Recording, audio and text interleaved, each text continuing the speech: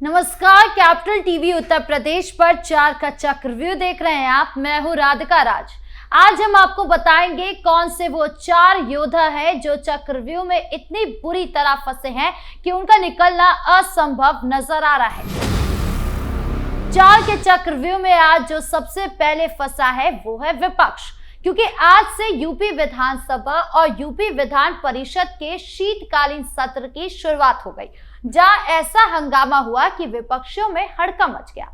बताएंगे आपको क्या कुछ हुआ शीतकालीन सत्र के पहले दिन।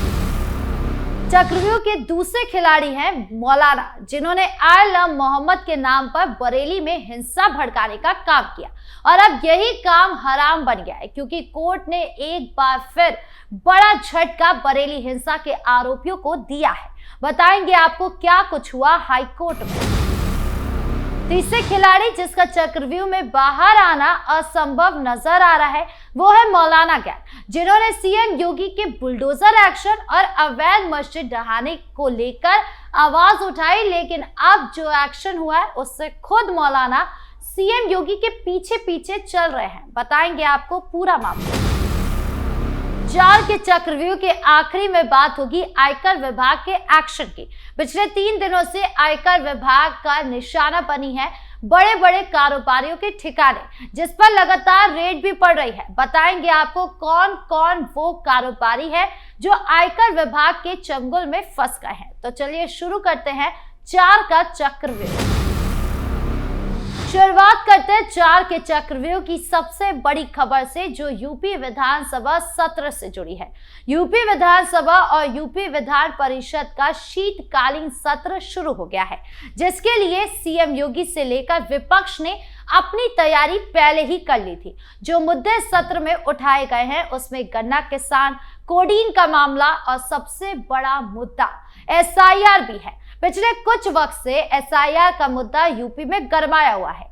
एक तरफ समाजवादी पार्टी के मुखिया अखिलेश यादव कहते हैं कि एसआईआर की प्रक्रिया से विपक्ष के वोट चोरी किए जा रहे हैं, तो कभी कहते हैं कि पीडीए वोटर्स के नाम काटे जा रहे हैं, कभी डिटेंशन सेंटर पर उंगली उठाते तो कभी बीएलओ की मौत का जिम्मेदार सरकार को ठहराते हैं। और अब तक इन मुद्दों को अखिलेश यादव ने मीडिया या फिर अपने पर्सनल प्रेस कॉन्फ्रेंस में उठाया है, लेकिन अब उन्हें मौका मिला है कि वो इन मुद्दों को विधानसभा में उठाए।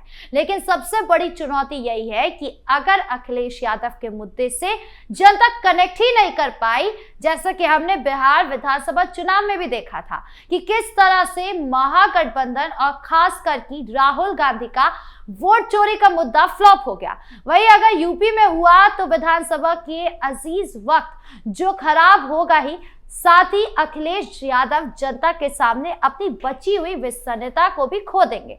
और अब बात करें सीएम योगी की, तो सीएम योगी की तैयारी पूरी है, चाहे वो वोट चोरी का मामला हो या फिर कोडीन का। सीएम योगी का रुख बिल्कुल साफ है कि विपक्ष चाहे कितना भी चिल्ला ले, हो हल्ला मचा ले, जो एक्शन चल रहे हैं सरकार उससे पीछे नहीं हटेगी। और यही बात सीएम योगी ने विधानसभा शुरू होने से पहले कहा।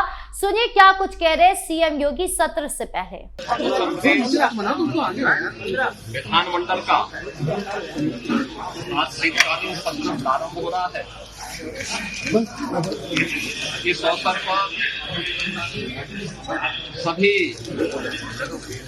माननीय सदस्यों का मैं हृदय से स्वागत करता हूं।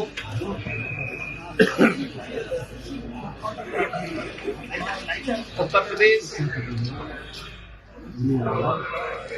विधानसभा और विधानमंडल देश ही नहीं बल्कि दुनिया के किसी भी राज्य का सबसे बड़ा विधानमंडल है।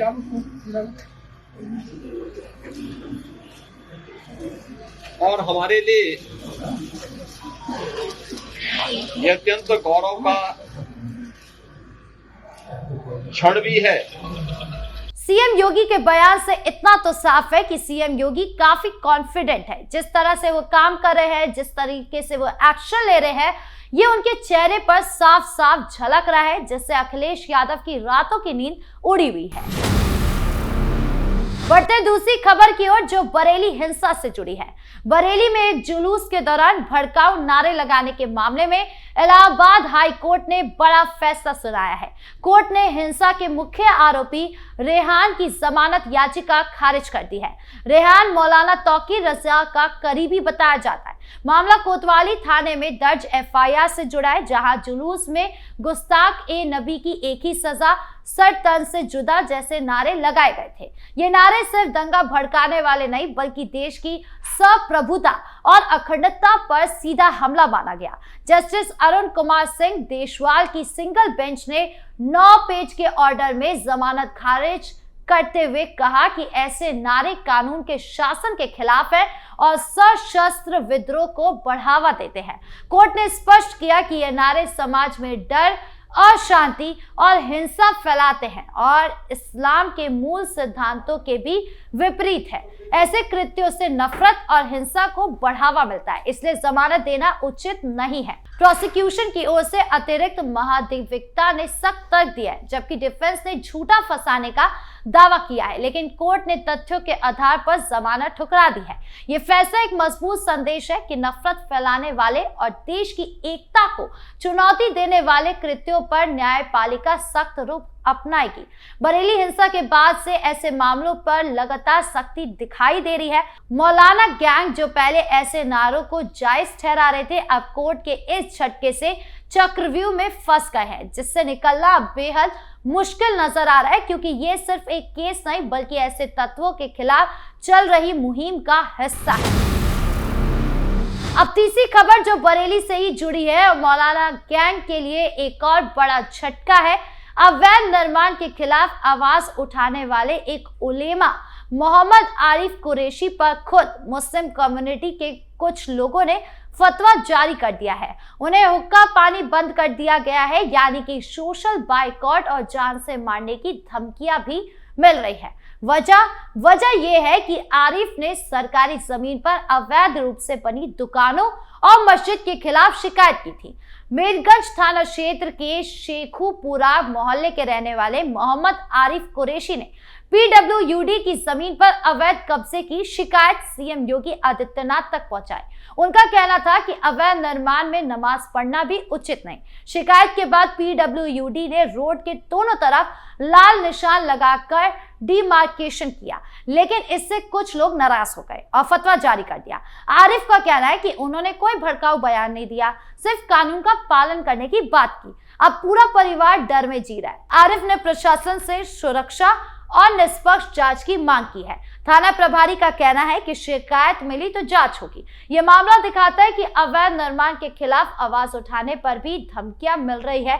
सीएम योगी का बुलडोजर एक्शन अवैध कब्जों पर सख्ती से चल रहा है और जो लोग इसका विरोध करते हैं वो मौलाना गैंग अब खुद देख रहे हैं कि कानून के पक्ष में खड़े व्यक्ति को ही कम्युनिटी से खतरा हो रहा है। ये विडंबना है कि अवैध मस्जिद के खिलाफ बोलने पर फतवा मौलाना गैंग चक्रव्यूह में बुरी तरह फंसा है, क्योंकि एक तरफ सरकार का एक्शन है तो दूसरी तरफ खुद की कम्युनिटी का विरोध भी है, जिससे बाहर निकलना अभी नामुमकिन नजर आता है। और अब आखिरी खबर आयकर विभाग के बड़े एक्शन की। गोरखपुर और कुशीनगर में पिछले 3 दिनों से 5 बड़े कारोबारियों के ठिकानों पर आयकर विभाग की रेड चल रही है। ये कारोबारी ऑटोमोबाइल, टैंकर, रियल एस्टेट और शराब के बिजनेस से जुड़े हैं। 220 से ज्यादा अफसरों की टीम लगी हुई है। रेड मंगलवार से शुरू हुई और शुक्रवार शाम तक चल सकती है।